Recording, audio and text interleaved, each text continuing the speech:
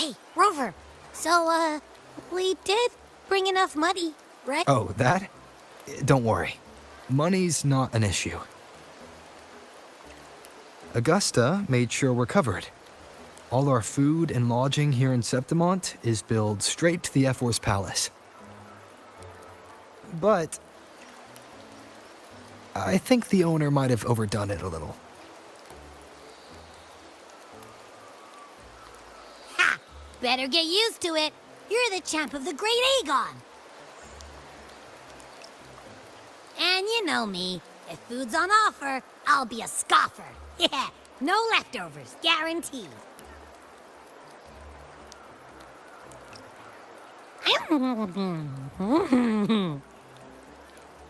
Free stay, free meal. Reserve really knows how to treat guests. Maybe we should, hang around a bit longer.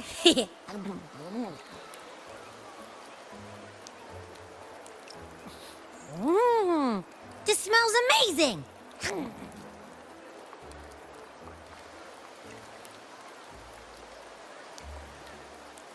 Abby, what do you think Imperator wants me to find? If Cardathea's right, the last clues should be somewhere on the Sanguis Plateaus. We're so close to the finish line, just one step away. But our pace is slowed. Relax. We're already back in Septimont. What's the rush? I remember Lupa said there's this weird blight cloud hanging over the Sanguis Plateaus.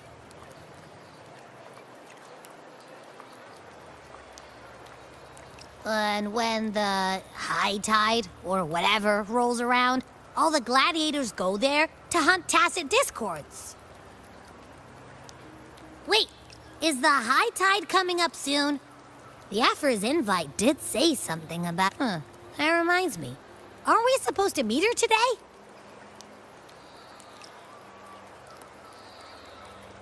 A messenger came this morning. Augusta is dealing with an emergency, so our meeting's postponed. It looks like it'll be a while. An unexpected change. It's throwing everything off course. I don't like the feel of it. And why me for this hunt? If it's about the Great Aegon. The messenger said none of the other gladiators were invited.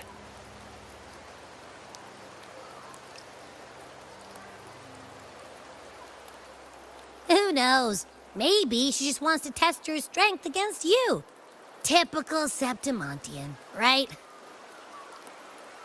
You think so? I've only met her a few times, but I doubt she acts on such simple impulses. And as the F4, is she really in a position to do whatever she wants? Guessed from afar, you possess eyes as clear as crystal. But what troubles you so that eyes once bright as the highland sky now darken with rolling clouds?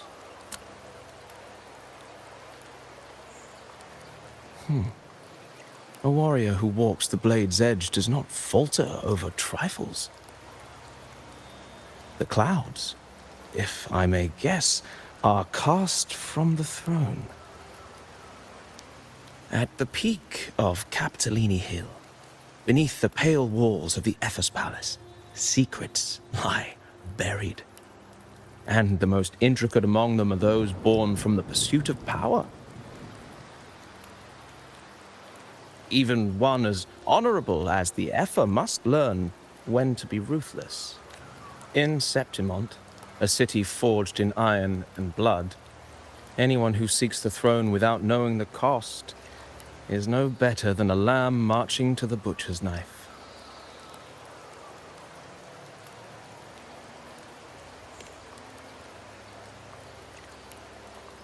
I am Nestor, a traveling poet.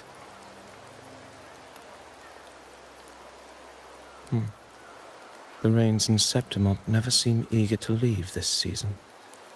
So then,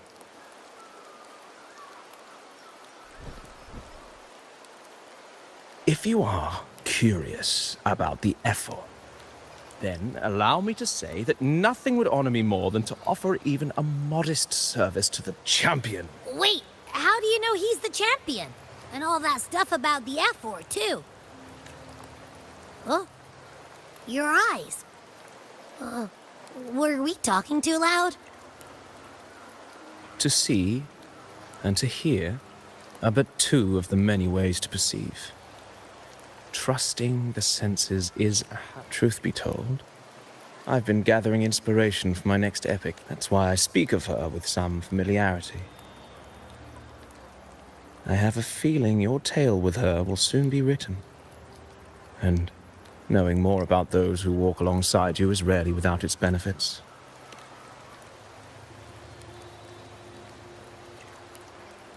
Augusta, a girl of humble birth, a resonator just like the burning sun, was once a cloud of dust.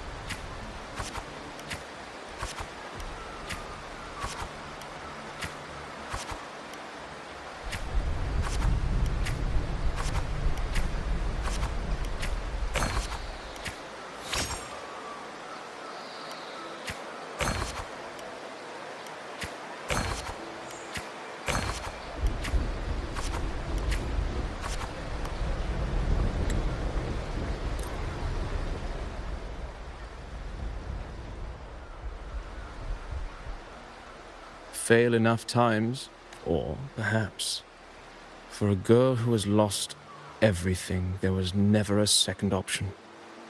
She had no one to trust but herself, and yet, as the first stanza of an epic, this is nothing extraordinary. Since the lament, across the scorched lands of Solaris, I've heard this greatness. Yes, our era has certainly seen courage, glory, and honor. Such immortal virtues have been etched light as a thread, elusive as the wind. They weave themselves into every twist of fate, tangling with it. I don't know. It's just unbelievable. The Augusta he's talking about, and the F word. A girl far from home, arriving in the city upon Capitolini Hill. I doubt anyone at the time could have imagined her rising to... Do you mean Cato? Do you believe Cato handed her that final victory on purpose? And then Cato must have been an idealist to place his faith in a girl with nothing to her name. Now, why don't we keep this question in mind and see where the story leads us?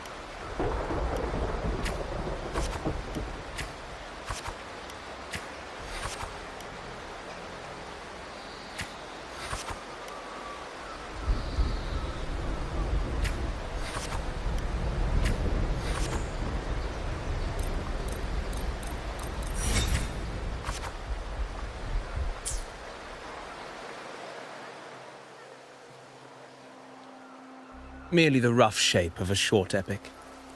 This is all I can offer about the Ephor.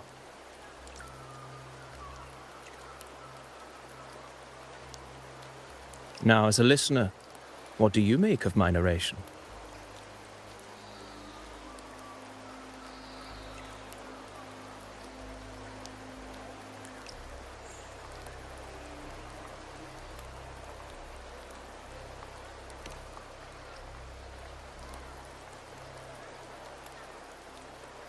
I appreciate your kind words, my generous listener. I am only a humble wordsmith, spinning verses and rhymes. The essence of poetry is granted by those who dare defy their fate. But there is one thing I must confess.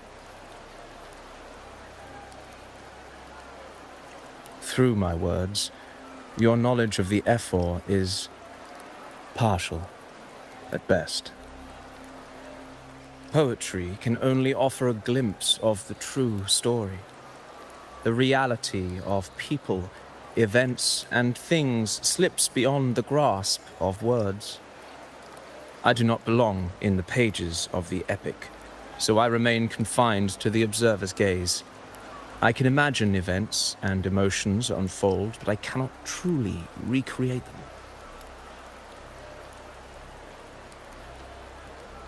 Here's some advice for you, though I hesitate to call it such. If you want the truth of a story, step into it. Become part of it. The opportunity stands before you now.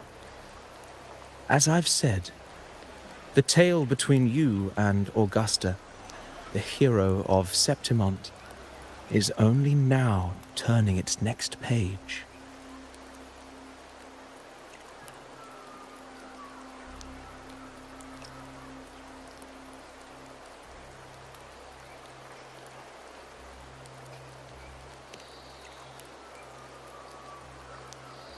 It's not difficult to see. Fate flows like the stars, tracing their course. Your destination is written in the steps you take.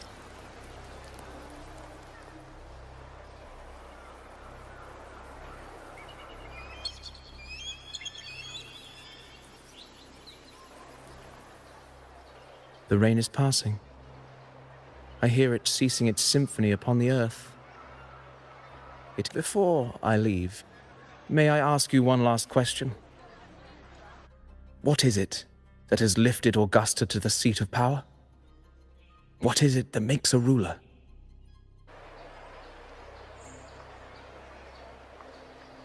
Well, I'd say strength. Let's be real. There's no way Augusta could have passed those trials without strength. Rover, what do you think?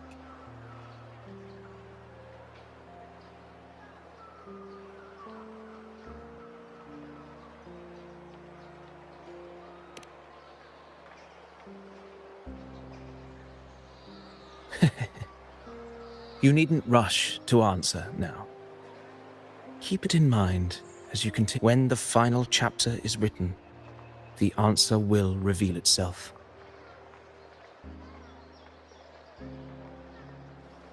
Farewell, my friend.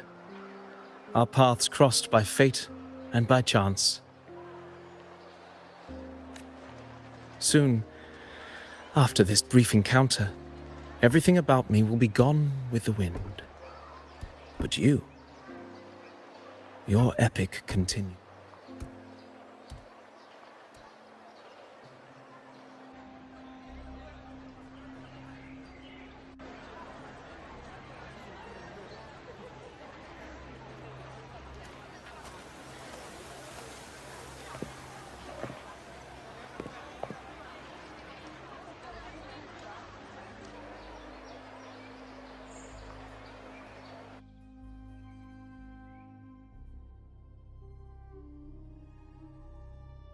Your Excellency, you have indulged. As the priestess, you know is far too unruly in both action and word. Indeed. She entered the palace unannounced. A blatant affront to the authority of the palace.